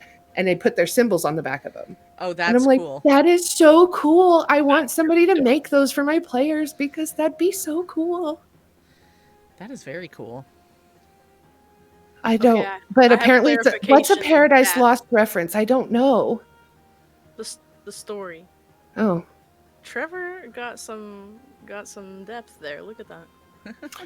what? Watch out. I don't believe it. Not. Hey, I've known him too long. He does not have depth. still waters run deep, okay? Okay, it looks like it's a real world yes, thing. like so, a to commemorative commemorate. thing. Yep. Ah. I have one for this. I got. Well- it was was it crit? Yeah, I don't know what year it is either or what month. But anyways, I think it was Christmas. I got all my players, the other players in the show, a roll up dice tray that had. I think you were talking about it, Ray. It's kind of like got the zipper bag to put dice in. It's a leather tray, kind of like that. But I got a saying engraved on each one, and it was just a quote that each of them had played in the campaign. And it was cool. I really liked it, and I didn't get one for myself, and I was very mad. That's an ultimate DM move. Yeah, and then instantly, all three of them, and it's a leather like dice tray, and it's got little straps. Each of them, this exact same time, just put them up like little aprons, and they wore them the whole session like aprons. Just because I don't know. It was. I'm like, That's guys, so those are fun. dice trays. Little babies. The nerve. How dare you go off book with my gift? Exactly. I have the This thing could be Taylor so- got. Yeah, okay. We made some dice. That was our first ever. We made Commemorative thing, and I just haven't mailed them yet. and Nekola sorted the whole thing, so I'm not gonna take any credit. So they for it. have. You- I You do did, it. but like, you guys Do it did the harder. campaign, so. But they've got the spaceship on them in the 20 spot. Oh, that's Yeah. awesome. Oh, nice. That's the Yeah. first time we've ever tried something like that, so that was It was cool. heckin' fun, and then we gave away a set for the birthdays, That and was that was fun. But yeah, so and we made they did get dice. patches. They look like this. Oh, cool. It's our DM. And it's and it says Dragon Daddy. Dragon Daddy, and he's holding a dragon, like kind Oh of my sexy. God. I love it. And That is he sexy. looks like that. He's called Dick. And Dick Dynamite. He's like, look at him. The thread is metallic, That's great. and yeah, because this is a joke about how one time we were doing Ask Me Anythings, and I had photoshopped his head onto Daenerys from Game of Thrones as the father of dragons, because it was before our sci-fi campaign when we were still doing a dragon themed fantasy homebrew, and so we had started calling him the father of dragons, and it obviously devolved into Oh, yeah. Dragon Daddy because Totally. we're sick. But yeah, I they're mean- huge, and if you ever do patches, just word to the wise, be careful about your thread count because they get expensive. Yeah. Yeah. I mean, if you think you know. Dragon Daddy was a devolving, what about DM? That was a devolving. Okay, Of- well, he also, because he's called Dick, he also does this segment where every time he does something cool or clever, because, you know, we're not really rules people, but he apparently is. And we just, everything that he does that's impressive to us, we call Dick Magic. and, It's so good. and boy, it reads weird on the internet. It's really messing up our SEO, let me tell you. Oh my Traffic's God. up, but it ain't the kind we thought we were gonna get. I can imagine. And for Badgerheart, I drew his muscles in really huge, just like because why not? Because why not? TTRPGs, baby, blow them up. I commissioned a piece of art. We were coming up on the end of a campaign, and I commissioned a piece of art of all of our characters. And the name of the stream was Tabletop Tavern, and so it was all of our characters in a tavern, and the DM was in the picture as well, because, you know, we wanted to make sure that he got included. I wanted to make sure he got included. And so he's at the table, like, in a hooded cloak, so you can only see like part of his face. And then there's a DM screen, and like up on the DM screen, what you can see is like the artist that did it is phenomenal and really, really pays a lot of attention to tiny little details. So like, we had one character who had a donkey named Jackson, and Jackson died, and it was very sad. And so then he got another donkey, and he named it Jackson 2. And so, like, on the DM screen, there was a little Post-it note that said Jackson with a line through it, and then Jackson 2 below it. And then there was a scene where we talked about... I didn't. Right, Yachts, R.I.P. Jackson. Yachts, it was Yachts' character that had Jackson the donkey, and there was another scene where Yachts' character managed to use prestidigitation to conjure up a little fake elemental out of mead in another player's glass, and so there was a little mead elemental, which naturally this goes to the other character being like, oh my god, the mead's haunted. Oh my god, if the mead is haunted, the water's haunted. And so, like, he charges down to, like, the local fountain, like, the big fountain in the center of town, and is, like, stomping around in it and, like, slashing his sword at the water because he's convinced that the water's haunted. And so, like, up on the picture, there's a picture of a little well with a ghost popping out of it, and then very faintly around the on the picture frame, it says water's haunted.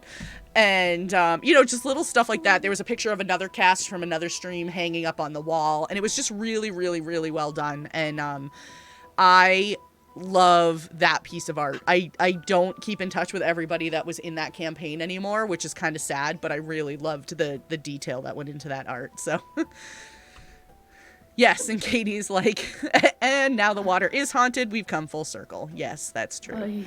Yeah. So as I mentioned, our campaign is international, so it's hard to ship things to each other. But we did. I also did mention that I am a Discord troublemaker, and I take that role very seriously. What does that mean, real quick? I'm about to explain. So you gotta ask. Hopefully he's not here, because otherwise it's gonna ruin a really big birthday surprise that he's not gonna get in the mail until tomorrow. But one of the things that we, thank you very much.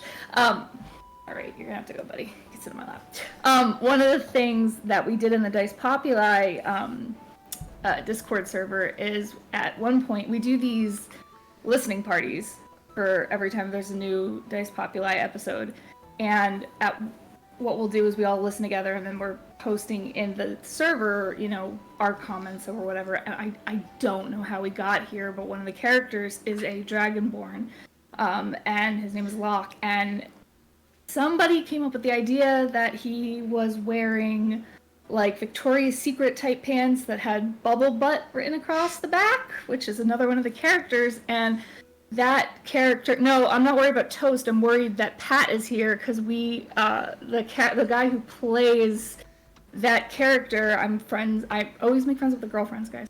I made friends with his girlfriend on Discord, got their address, and we, as our campaign, which came out of this Dice Populi server, I made these pants and we sent them to him for his birthday, and he will be receiving them in the mail tomorrow. And they say bubble butt across the back, and they are bright pink.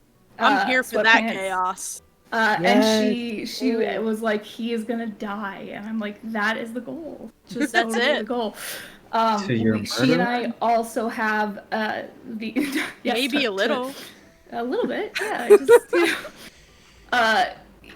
She and I also have some other running plans of things that we want to send to cast members at this point.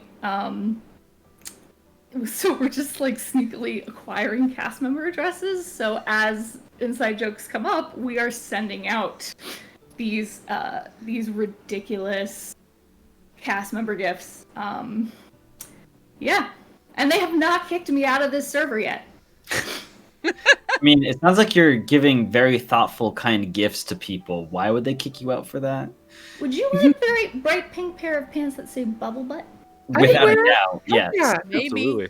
it's so personalized. And that was like, honestly, that was the point. Like, and so we sent it from our campaign, which we joke is the insurrection, because our campaign came out of the Dice Populi Discord to begin with, and we're not a podcast, we just play. But like, every now and then we'll just throw in a couple jokes about the insurrection just to make them nervous. And...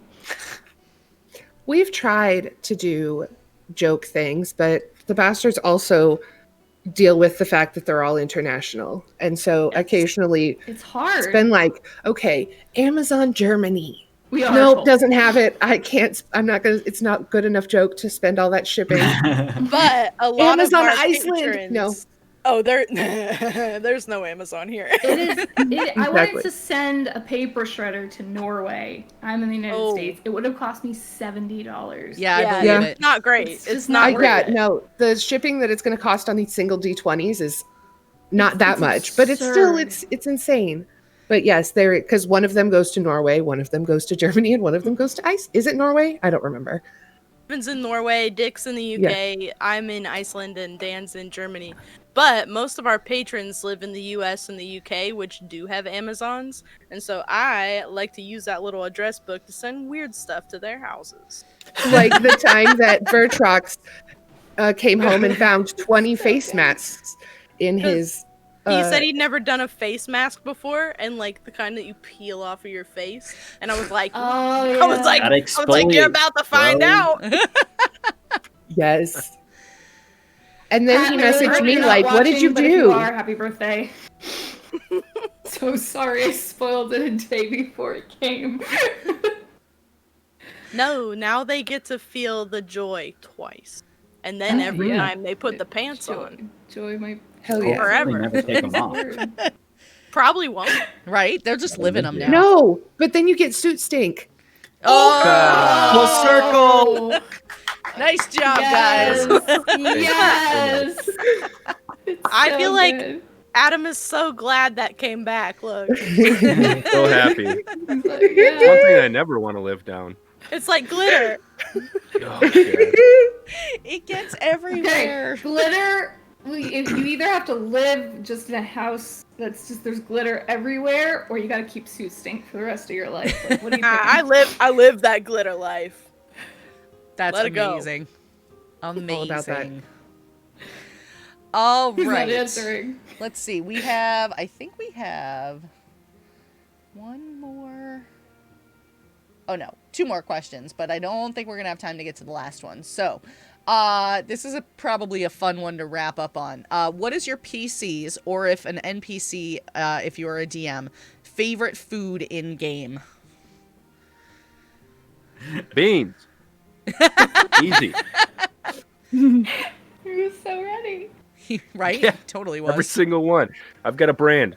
I'm the bean dad. He was ready with that emote too. Look at that. Right? Yeah, look at it. Beans. Props. I know what I'm about. Right. Beans and seed stink. I know one my causes brand. the other. My character, Curon, has a hankering for sweets, and so does one of our party's magic items. It's a magical snake bracelet that she controls, and it's like a cool like grappling hook attack thing. And so we're in like a nice capital city. We have some of the parties are like, you know, copying spells down. So my character and her character are like, let's go get some breakfast. And there's cinnamon buns. And my character's like, oh, I do like cinnamon buns. So they ordered them. And as he's going to eat it, the snake comes out to grab it and he shoves it in his mouth. Failed the Constitution roll. So I started choking, and then the other character, Scarlet, had to perform the Heimlich and rolled a natural 20 on her Heimlich maneuver. Oh my gosh. Well, in the end, the snake still got its desserts because after my character Curon coughed up the cinnamon bun, it ate the... Yeah, so the ending was a little gross, but we still have fun. I'm trying to Taylor, think. yours should be really short. Yeah, everything. I play that. I guess in that way, I'm a lot like my no. Nah, that's true. I can't pretend. Cleo is a. Yeah, she's a bear. So I mean, she eats stuff that probably shouldn't be eaten. A couple things that are okay to eat. It's a sci-fi game, so we have a food replicator, so we can make anything in the spaceship. But the issue is that like there's we're never on like Earth or the Terran planet in the system really, so we're eating a lot of stuff that who knows, we're making it up. Sometimes it's trash, not gonna lie, but and one time it was a whole guy. No, it wasn't the whole guy. Yeah, you're right, just part. You left part of him to Yeah, yeah, it was fine. right. It's cool. Oh, And then, but I kept the bucket. I kept the bucket from like a fried delicacy, and I keep parts in it so I can build bombs. oh, I thought you meant parts of it. Okay. No, the guy, Yeah. the guy, I consumed what I could get, and then the rest just. Sure. I didn't intend to finish him, but the dice decided that it As was they lethal. do. And so Stefan had the same response all the guys had on the podcast. And you and me are Yeah. just like, yeah, I was Nope. like this. Everybody that I play with was like, "You did what? Oh my god! Why are you sure?" And I'm like, "Yes, she's a bear. Like, how is it weird? Because she would eat a person, or Yeah. he was a bird humanoid. So it was like, this Oh, is even better. more it's normal. chicken. Yeah. Yeah. But then the thing is that I'm actually a person sleeved into a bear. So they were like, "You're a person eating somebody," and I'm like, "Well, it was still a bird, and chicken, bro." I guess But- it's Also, there was a lot never of know. murder that happened. So it was There was. just It was dessert. justified. It was justified. Justified. sure. But if you leave it out, I'm eating it. That's how I roll. There you go. I had my Fearbulk I was talking about earlier, Leaf, had this sandwich and they called it Leaf Sandwich. And it was something that I saw on Facebook by Emmy Made, a cooking channel creator, that was this sandwich that was like whipped cream with different fruits in it. And you like packed it so it got really packed together. And I saw it on there and I was like, Leaf was at a party that she was completely out of her element, completely uncomfortable. And I said, "This sandwich is on that tray, right?" Wink. And my DM's like, "Sure." And so I like pick up the tray and I'm carrying it around eating this sandwich. And then I steal 2 of them to take back to our magnificent mansion to show the unseen servants how to make them. And so then every time it was just, I always had this sandwich in my hand. And I still have not made the sandwich for myself in real life because I'm afraid it won't live up to the hype I've done in my brain. Make a Alright. sandwich out of whipped cream. I will send you the video. Please do. I think it's out of the fruit. But The I whipped have cream a- just holds it together. Exactly. It's so good. Plus, it's Emmy Made. Not We're sponsored, thinking about but the go same watch them whipped on. cream. We're probably not. But then in Chronicles of the Ill-Fated Dice, which is a podcast that I'm currently recording, is going to be released in the near future. My pygmy owlbear is obsessed with pies. Nice. Love a good pie. Mhm. like a We're meat playing, pie or a fruit all. pie? All Oh, Just currently, any they've pie. only had to interact with sweet pies, but like any kind of Bring it pie. on. You can put anything in a pie. They're a Like pygmy Brian's stuff. owlbear from the Feywild. Like this is all new, and they're like, yeah, it's fair. "Hi." This whole conversation has just made me Fine. realize that my character Evie's favorite food is pecan pie. Woo! Like Okay. literally just now, I just realized that. Didn't you have one that was also love potatoes? Because Yes, that is my idol. Yeah, Yeah. my other character that I played before this one, Eat Bricks, it was definitely Not into the meat whole halfling incarnate. food. Yeah, I she love was potatoes. like a meat and potatoes girl, and like you name it, she could tell you how to cook potatoes with it. Yeah. We're in the death house, so my character's favorite food is anything she can find. Yeah, that's fair. Understandable. Yeah. Been there. Oh man. All right. Well, we are just about at that point where we need to start wrapping up for the night. So, what I'm going to do is I'm going to put out a last call for giveaway entries, ! Ticket, if you would like to enter the giveaway for a bracelet that Ray has made and generously offered up as a giveaway tonight. It's either the one that that she had, like that she was showing off. It's kind of a red color, and I think there's some little some tiny dice on it. There's some dice in there. But if you want something different, she's Okay. willing to work with you on anything that's available in her shop as well. So, like I said, exclamation point ticket if you haven't gotten to enter and would like to. And in the meantime, while we're waiting for last minute entries, I'm gonna have everybody go around and tasty generic beef. Yes. Somebody in our campaign last week, we were getting something to eat, or a couple weeks ago, we were getting something to eat, and they said, "I just want a plate of beef," like literally just generic beef. That's what all. more could you want? The right? heart just wants what the heart wants. It's true. It's so true. So I'm going to have everybody go around again. Just remind us of who you are and where we can find you around the interwebs. And we're going to go in reverse order. So, Stefan, we're going to start with you this time. Oh, hi, I'm Stefan, at the Stefnator. Chant it 3 times and I'll show up and help with whatever you need. I can be found everywhere. I'm part of Paradise RPG. Tomorrow night, 7 p.m. Eastern Time, if you want to watch an actual play, we've got it going on. I play Kieran there, and then I run one-shots once a month there with fantastic people like yourselves in the community. So, like, you know, maybe check out your inboxes in the near future. Luna's played with me, and she was wonderful. I'm very thankful for that. I will be playing Saturday. I'm in a creator... let me get the thing up. Creators Assemble. Adventures for Charity game that'll be playing with them, and I'm excited for that. And then Sunday, Games Tavern is running a stream for No Kid Hungry, and I'll be playing in that as well. Our very own Clayton from Paradise will be DMing. It should be a lot of fun. If you're looking for things this weekend, sounds packed. I also know that Jasper's Game Day, who Paradise supports, is got their charity week going. So, you know, there's a lot of things happening right now in the TTRPG world that I'm not a part of, but you should support it all anyways. All of it. Every single one. Yes. Awesome. Well, thanks so much for coming on and hanging out. And I'm excited to learn that you're playing in the Games Tavern event, because we are actually part of that. So, yes. Yeah. Taylor, we'll go to you next.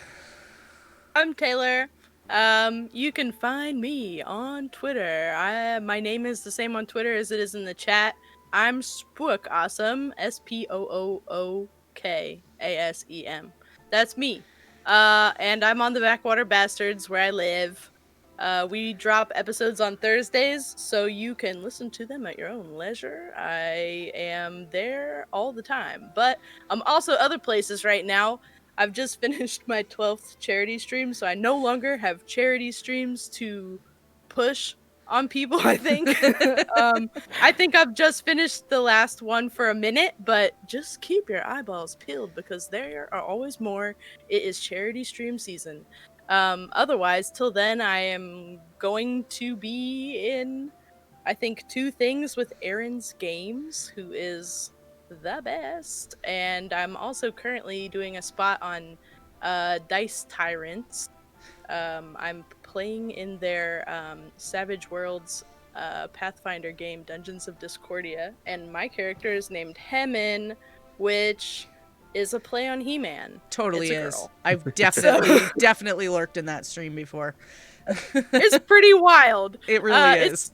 It's such a crazy game. It's my first experience with Savage Worlds, so it was one of the systems I learned last month, and it's incredible. And the whole team working on it is unbelievable. They have taught me 1,000 things that I was too simple to know about before, like green screens. I learned like 20 things from them already, but they're the best. And obviously, come be my friend on Twitter. I'm always looking for new people to play with. I heart one-shots so much. And yeah, come hang out. You guys are why we do the thing. It's true. So, it's true. It's true. Yeah, that's me. All right. Well, thank you, Taylor, for coming to hang out. Always. This is the best. Nekola, let's go over to you. Hi, I'm Nekola the Druid on Twitter. This is Hank Johnson. Oh my gosh, he's so cute. He's so cute. He's also so big. Like, this is my entire So stomach. big. Are you gonna sit still? Okay. No, that's fine. Whatever. So you can find me all over the place, literally. Mostly you can find things that I'm doing on Twitter. You can find me supporting the Backwater Bass. There we go. Okay, bye, baby. Fine. He's about to go get his summer haircut. I am also on the Good Better Side Quest along Aaron, currently being DM'd by Nolan Lacey, who in chat just tried to cause some chaos with a question earlier, asking me if I prefer jellyfish or man-o-wars, as if you're wanting me to pick which of my podcasts is my favorite because the Backwater Bastards has a jellyfish and Good Better Side Quest has a man-o-war. So I believe the wording of the question is, which do you prefer more, jellyfish or man-o-wars, and why is it man-o-war? Yes, we'll take your answer off air. Thank you. Making me pick between my babies. Because the answer is neither. It's space bears. Thank you. Have a good evening. It is. Thank you. Anyway, I also have some projects that are currently being recorded. One of them that is Chronicles of the Ill-Fated Dice at Ill-Fated Die on Twitter, and then some others that have not been announced yet. I'm also a producer, so if you need anything helping with organizing, because it's my obsession and I have no other life, hit me up and I can help organize your charity streams. Awesome. Well, thank you so much for coming on and finally getting to hang out with me. This was super fun, and I'm glad you were here. And let's see. Next, we'll go over to Ray. All right. Well, I am Ray. I am, as I said, a podcast enthusiast and a Discord troublemaker. You can find me on Discord in the Dice Populi Discord as Plushy Princess, or the Dimension Door and Inspired Incompetence Discords as Dreamy Ray. You can find me on Instagram as Dreamy Ray. I am a children's book author. You can find my book on Amazon, and it is only a digital publish, so there is no physical copy, so buy it digitally because it's great, and then we save the planet. And there is another book hopefully coming out later this year once it's fully illustrated, and I have really enjoyed getting to talk to all of you guys and have this conversation, so thank you so much. Yeah, thank you. And we will draw the winner for your giveaway in just a minute. Adam, we're gonna go up to you now. Yeah, I'm Adam. Thanks so much for having me. You can find me on Twitter at GoodBeanDad. Like I said, I got a brand, and it's all about TTRPGs and beans, and I'm not ashamed of it anymore. I found out who I am, and I feel free! Anyways, you can please check out my podcast, DMs Treehouse. Like I said, we're just about finishing up our second campaign. It's a lot of fun. It's got a lot of suit stink, and that's what it is. Own it. Be proud. Yeah, you're right. I've learned so much from this, and it's just that I am the suit stink, and the suit stink is me, and I refuse to let it go. That's it. That's all you got. Yeah, and that's good. And that's okay. And I forgot what I was gonna say, and it doesn't even matter. Suit stink. You can find me on Twitch. Good Great Friends. That's the other thing I do, and that's it. Beans and suit stink. Thank you so much. Good night. I don't even know how to follow that, so we're just gonna draw a winner for the giveaway. That's how we're gonna end this. All right, so I'm gonna close the giveaway entries now, and we're gonna draw a winner. Pretty. Everybody ready? Shiny. Yeah. Lord Richter 17. Lord Richter! Yeah! Yay! So, Lord Richter, Okay. I'm almost positive you're still here. So, say something in chat. And What's your favorite color? the letter And why O. is it yellow? Yeah, that's true. Crap, now I have to buy 2 more. All right. Well, Lord Richter is still here. We'll talk about it. We'll talk about it. I was like, I'm pretty sure you guys could get in touch with each other already. So Yeah. excellent. Yeah. Perfect. All right. Well, thank you so much for that, and thank you to all who entered. And I am GamerMomLuna. This has been Tales from the Tavern. We're here every Sunday night from 8 p.m. Eastern to 10 p.m. Eastern time, 5 to 7 Pacific. I don't even know anymore. I've lost track. And I know it starts at 5 Pacific, so 2 hours from there. And then on Tuesday nights, right here on the same channel, 8 p.m. Eastern, also you can find our Ripples in the Gray stream, which is a Star Wars Fantasy Flight Games Edge of the Empire story that is set in the Clone Wars? I believe it's the Clone Wars. And on Wednesday nights is 50 Shades of Crimson, and that is our Pathfinder First Edition campaign, which is a Curse of the Crimson Throne adventure with a lot of homebrew thrown in.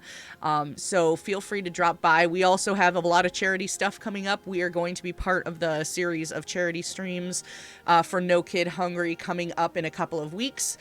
This stream will be part of it, and our Tuesday night stream will be a part of it as well. So look for more information coming about that. We've also got a massive 3-day event coming up over 4th of July weekend where we're doing a charity stream for Extra Life. So be on the lookout for that as well. We will have TTRPG content for 3 days straight, Friday through Sunday. So that's going to be a lot of fun and a lot of work, and I'm going to crash so hard on Monday. Girl, hit me up. You know I can do it. I do know that.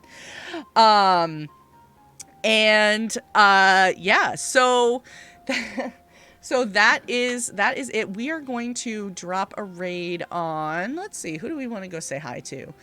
Let's go see. You know who we have to go say hi to, because I mentioned their sticker is, we need to go say hi to our friends at Turtles and Chill. And we're gonna go drop them a hello. I need to learn how to type. They're so incredible. They sent me like the coolest message about just like, hey, we're here to make sure everybody's okay, and yeah, they're really awesome. The vibe is so good. It's so great. It's so much fun. And if you aren't a follower of them, I highly recommend it. And I'm not just saying that because I am a moderator on that channel, but it's literally a 24-hour stream of chill music and as I call it, lo-fi music, hi-fi turtles. So go say hello, and we will see you all on Tuesday night for Ripples in the Gray. Have a great evening, everybody.